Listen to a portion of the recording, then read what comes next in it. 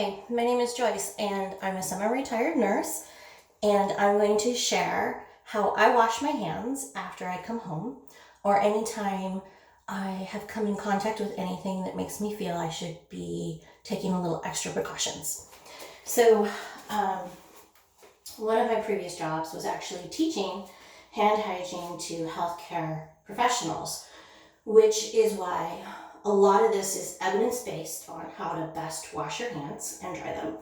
And then some of it is my own personal philosophies and idiosyncrasies that I've kind of developed over the years. So please keep that in mind. The majority of this is my own personal opinion, and I'll try to differentiate between what's evidence-based and what I have come up with myself. The first thing that I like to do is to get the soap out before getting my hands wet.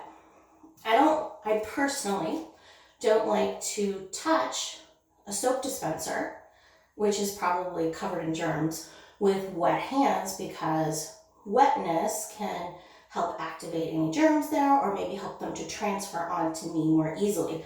That's a personal belief. The next thing I do is I get the water going at a decent temperature and rate. Evidence tells us that you don't need it to be super hot. In order to get the water hot enough to kill any germs, it would be hot enough to damage your skin. And the first line of defense in your immune system is intact skin integrity. So don't boil your hands, please. Okay, that's a little strong. And that's because I don't want it to bounce around on the inside of the bowl. Science tells us that the dirtiest place is the inside of the sink. That's because the job of soap is to lubricate your hands and allow the germs to float off of them. While soap may kill some germs, it doesn't kill all of them. So keep in mind that by washing your hands and rinsing them into your sink, you're now creating a surface, the inside of your sink, that's very, very dirty.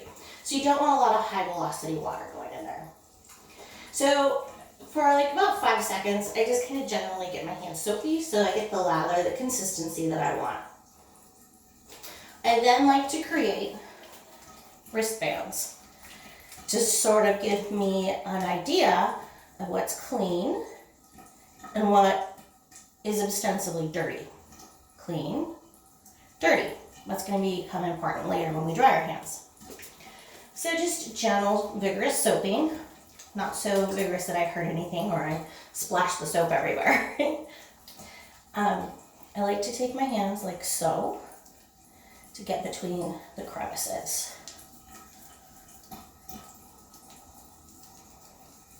Think of any nook or cranny as a place for germs to hide.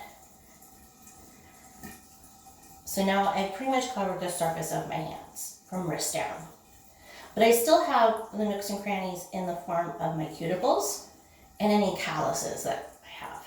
So I like to shape my hand like so, getting the cuticles all very close together. Then I kind of burnish them on my calluses. And this serves a double duty. I'm cleaning my cuticles and I'm helping to agitate the callus area. Now a super big crevice would be underneath your fingernails. So we want to get soap there too. And to do that, I again lightly and gently scratch my calluses. And that's because those calluses are really hard to get every germ out of. So I'm paying a lot of attention to them. Again, I'm not scratching so hard that I'm breaking the skin because I want to keep my skin intact to be my first defense against germs. Now that I've gotten soap underneath my fingernails, I need to get the dirt out, and I want to do it in the cleanest manner possible. Again, this is an evidence-based practice. You're going to choose one finger on your hand. It doesn't matter which finger. I tend to use my ring finger. No, I'm not flipping you off.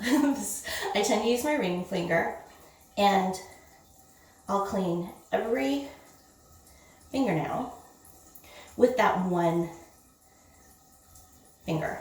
And that's to limit the spread of germs from one hand to the other. You're not spreading it all over your hand. So now I'm going to choose another fingernail on the other hand and do the same process. However, I'm going to leave that dirty fingernail for last. Again, trying to keep the dirt isolated. Sometimes I'll do this under running water, which is my own personal addition. And again, it doesn't matter which fingernail you use, as long as you just use one at a time, leaving your dirtiest fingernail for last. The next thing we're going to do is rinse. And I'm going to rinse gently and carefully. So now I've kind of crossed over that line of demarcation, that bracelet that we created earlier, because I'm getting it all rinsed, which means technically I've got some dirty skin above where I've cleaned. Now I'm going to have my hands pointing down, and I'm going to gently massage the soap and any germs that may have floated on or floated around my hands off. Again, I'm being very careful not to touch the inside of the sink or to create high velocity water droplets that could bounce off the dirty surface and onto my once clean hands. So now my hands, they feel nice and clean, like there's not any more residual soap. It's time to dry them. Many people have a habit of flicking. When you do that, it does create those high velocity water droplets we just talked about, and it gets your once clean hands dirty, which is why in healthcare, when you're having an inspection, if they watch you washing your hands and you flick, you need to start all over from the beginning. So because habits are very difficult to break, but more easily supplanted with new habits, I've gotten into the habit of squeezing my hands. I tend to squeeze any residual water off so that when I dry them, I don't have to use 15 paper towels. And I'm still seeing a little bit of soap, so I'm going to go ahead and rinse a little more.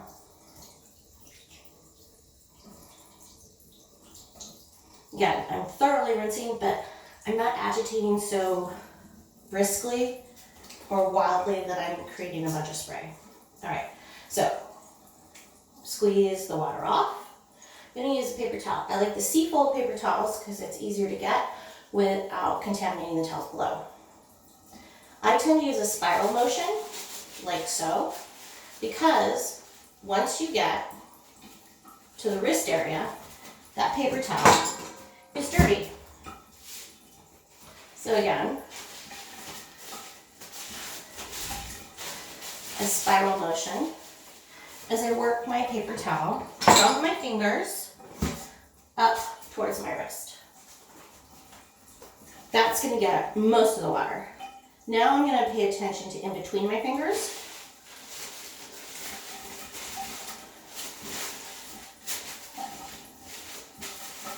I'd like you to notice that I tend to use one paper towel per side. That's my own personalism. My thought is, hey, if I've gotten one hand really clean and the other hand not as clean as I thought, why transfer to both hands? And then another thing that's important to me that I haven't seen any evidence on for or against is that direction of drying your hands that I just talked about. My philosophy is this: from about here back, we have unclean skin. And if your hands are wet, that's why you're drying them, you're dragging a wet paper towel onto potential germs and then getting them on the towel. And then so the people who are drying their hands like this, they're contaminating their hands. And my also philosophy is that your fingernails and your cuticles are the cleanest area right now. We just spend a whole bunch of time getting them super clean. So if you dry your hands like so, you're just transferring to the area of your body you spent the most time cleaning. Also, as you go around your home touching things, that's the area that's going to come in contact with things the most. So I want to get that area super clean, and I want to keep it clean.